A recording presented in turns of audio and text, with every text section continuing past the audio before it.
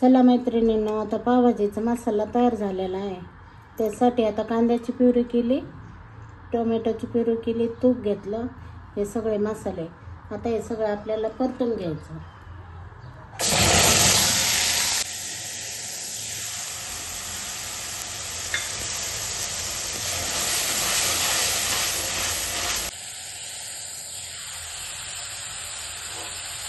बघा आता अद्रक लसूण पेस्ट परतून घेतली. कांदा चांगला तेलकट परतायचा.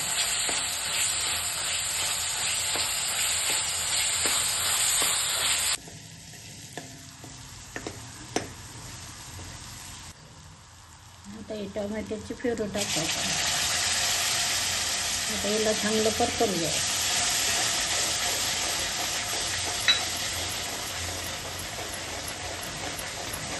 हे बघा आता असे मसाले टाकायचे. पावभाजी मसाला, लाल तिखट, काश्मीरी मिरची पावडर आणि हळद पावडर. आता हे चांगलं परतून घ्यायचं. आता कांदा टोमॅटोची प्युरी झाली. आता याच्यात थोडं पाणी टाकून परतून घ्यायचं.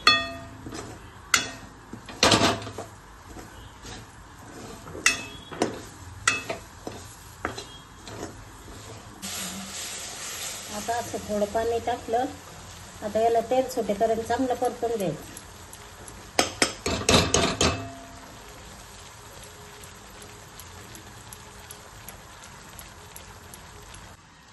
आता या भाज्या अशा आपण शिजून घेतल्या. हा मसाला पूर्ण तेल सुटेपर्यंत परतून घेतला.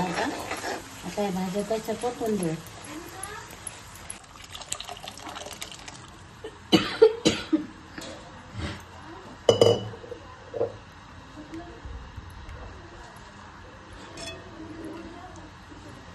आपल्या आवडीनुसार त्याच्यात मीठ टाकू.